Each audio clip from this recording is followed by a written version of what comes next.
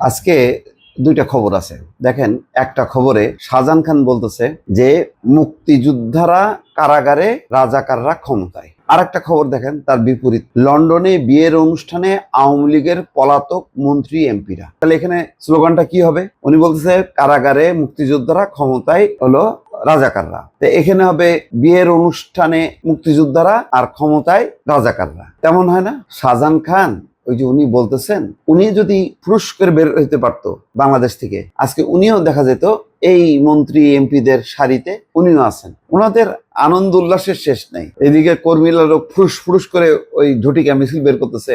নেত্রী দেখেন ঢাকা শহর প্রকম্পিত করছি, খুলনা প্রকম্পিত, চট্টগ্রাম প্রকম্পিত, 10-12 জন 20 জন নিয়ে প্রকম্পিত করতেছে।